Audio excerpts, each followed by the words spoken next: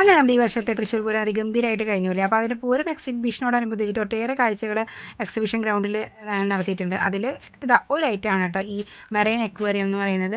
അപ്പോൾ നമ്മൾ ഇതൊന്ന് കാണാൻ നോക്കാൻ പോവുകയാണ്. അപ്പോൾ ഫ്രണ്ടിൽ തന്നെ ഇതുപോലെ കുറേ അലങ്കാര മത്സ്യങ്ങളുണ്ട്. നല്ല ഓറഞ്ച് ഷെയ്ഡായതുകൊണ്ട് തന്നെ നല്ല ഭംഗിയുണ്ട് കേട്ടോ കാണാനായിട്ട്. നല്ല വലിപ്പത്തിലുള്ള മീനുകൾ നല്ല തൊട്ടടുത്ത് കാണാൻ പറ്റുന്ന ഒരു കാഴ്ച. അങ്ങനെ നമ്മളിതാ ടിക്കറ്റൊക്കെ എടുത്തിട്ട് ഇതാകത്തേക്ക് കയറാൻ പോവുകയാണ്. ഒരു ടിക്കറ്റിന് 100 രൂപയാണ് കേട്ടോ. അപ്പോൾ അത് ലേശം കൂടുതലാണ്. എന്നിരുന്നാലും നമ്മളിതാ അകത്ത് കയറി. കുട്ടികളുടെ ഒരു ആഗ്രഹമല്ലേ. അപ്പോൾ ഇതാ ഉള്ളിൽ കിടന്നപ്പോൾ അത് ആദ്യത്തെ ഒരു പോർഷനാണിത്. അപ്പോൾ ഇതിൻ്റെ സെൻട്രൽ പോർഷനിലാണ് ടണൽ ഭാഗം സെറ്റ് ചെയ്തിരിക്കുന്നത്. അപ്പോൾ ഇതിൻ്റെ രണ്ട് സൈഡ് കൂടി നമുക്ക് ഇതുപോലെ മീനൊക്കെ ഇങ്ങനെ പോകുന്നത് അങ്ങനെയൊക്കെ ലൈവായിട്ട് കാണാനായിട്ട് പറ്റും. അപ്പോൾ ഇതുപോലെ തൊട്ടടുത്ത് കാണുമ്പോൾ ചെറിയ കുട്ടികൾക്ക് നല്ല ഇഷ്ടമായിരിക്കും. ചെറിയ കുട്ടികൾക്ക് നല്ല വലിയവർ നല്ല കൗതുകത്തോടെയാണ് കേട്ടോ ഇതൊക്കെ നോക്കി കാണുന്നത്. അപ്പോൾ അതിൻ്റെ സൈഡും ഇതുപോലെ അതിന് മാച്ച് ചെയ്യുന്ന രീതിയിൽ ഒരു പവിഴപ്പുറ്റും അങ്ങനെയൊക്കെ ഒരു അണ്ടർ വാട്ടർ തീമിൽ സെറ്റ് ചെയ്ത് കൊടുത്തിട്ടുണ്ട്. ചെറിയ ചെറിയ മത്സ്യങ്ങൾ മാത്രമല്ല ഒട്ടേറെ വലിയ മത്സ്യങ്ങളും ഈ അക്വേറിയത്തിൽ അവർ സെറ്റ് ചെയ്തിട്ടുണ്ട് കേട്ടോ. പിന്നെ ഏറ്റവും വലിയ സുഖം എന്താണെന്ന് വെച്ച് കഴിഞ്ഞാൽ ഈ ചൂടിന്ന് പുറത്ത് കടക്കാൻ വേണ്ടിയിട്ട് നല്ലൊരു മാർഗ്ഗമാണ്. ഇതിൻ്റെ ഉള്ളിൽ നല്ല അസൽ AC ഉണ്ടായിരിക്കും. ആ AC സെറ്റപ്പിലൂടെ കടന്നു പോകുമ്പോൾ നല്ല കൂളായിട്ടുള്ള ഒരു അറ്റ്മോസ്ഫിയറിൽ കൂടെ ഒരു യാത്ര, അത് നല്ലൊരു എൻജോയ്മെൻ്റ് ആയിരിക്കും ഈ സമയത്ത്.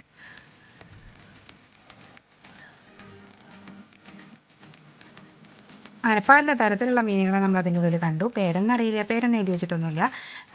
കുറേ പരന്നിട്ടും അതുപോലെ തന്നെ നീളത്തിലുള്ളതായിട്ടുള്ള കുറേ തരം മത്സ്യങ്ങൾ. പക്ഷേ അതിൽ ഏറ്റവും എല്ലാവരും അട്രാക്റ്റ് ചെയ്യാവുന്ന ഒരു മീനാണ് കേട്ടോ. ഞാൻ കാണിച്ചു തരാം. ഫുള്ളിങ്ങനെ പല പല കളറായിട്ട് ഇങ്ങനെ തുരുതുരാ കാണുന്ന ഒരു മീൻകൂട്ടം. നല്ലൊരു അട്രാക്റ്റീവായിട്ടൊരു ലുക്കായിരുന്നു.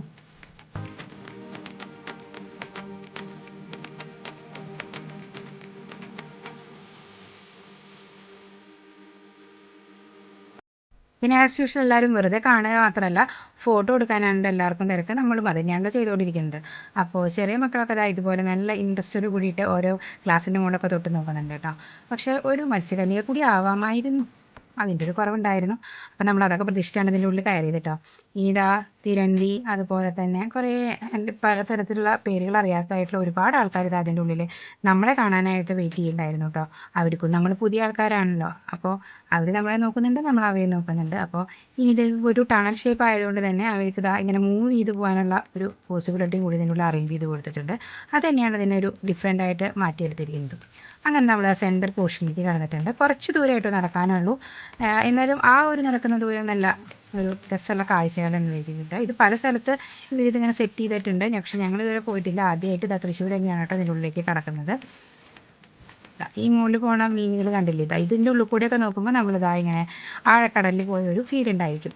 സ്ക്യൂബ ഡൈവിംഗ് ഒന്നും ഇല്ലാണ്ട് വേറെ എക്സസറീസ് ഒന്നും ആവശ്യമില്ലാതെ അതായത് ആഴക്കടലിൽ കൂടെയുള്ളൊരു സഞ്ചാരം, അതാണ് കേട്ടോ ഈ ടണൽ വഴി സാധ്യമാകുന്നത്.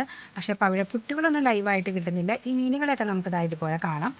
നമ്മളെ തൊടുന്നില്ല എന്ന് മാത്രമേ ഉള്ളൂ. നമുക്ക് അതിൻ്റെ ഉള്ളിൽ കൂടെ പോകുമ്പോൾ ഒരു പ്രത്യേക ഫീലായിരിക്കും. ഇതാണ് ഞാൻ പറഞ്ഞ ആ ഒരു ഗ്രൂപ്പ് കളർഫുൾ ഐറ്റം. അതായത് പല കളറിലുള്ള മീനുകൾ ഇങ്ങനെ ചെറിയ ചെറിയ ചെറിയ മീനുകൾ ഇങ്ങനെ നിറച്ച് പോകുന്നുണ്ടായിരിക്കും. നല്ല ഭംഗിയുണ്ടായിട്ടോ ആ ഒരു പോർഷൻ കാണാനായിട്ട്. പിന്നെ ഇവരിതായിട്ടാണല്ലോ ഒരു സൈഡിലൊക്കെ ആയിട്ട് തെർമോക്കോൾ കൊണ്ട് കുറച്ച് കാര്യങ്ങളൊക്കെ വെച്ചിട്ട് ആ ഒരു സെറ്റപ്പ് ചെയ്ത് കൊടുത്തിട്ടൊക്കെ ഉണ്ട്.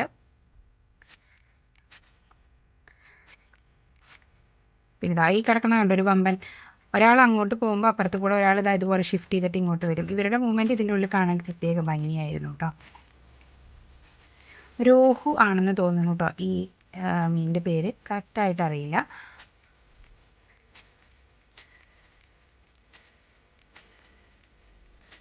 കുറച്ച് ആമയോ അല്ലെങ്കിൽ വേറെ എന്തെങ്കിലുമൊക്കെ ഐറ്റംസും കൂടി ഇതിൻ്റെ ഇൻക്ലൂഡ് ചെയ്യാൻ പറ്റുമായിരുന്നെങ്കിൽ കുറച്ചും കൂടി അട്രാക്റ്റീവ് ആയിരുന്നില്ലേ. പക്ഷേ ഈ ഒരു കോസ്റ്റ്ലി ഇതൊക്കെ പറ്റുന്നുണ്ടായിരിക്കുള്ളൂ.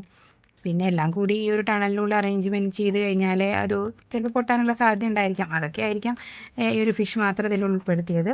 എന്നാലും ആദ്യമായിട്ട് കാണുന്നവർക്ക് അത്യാവശ്യം കാണാനുള്ളതൊക്കെ ഇതിലുണ്ട് കേട്ടോ.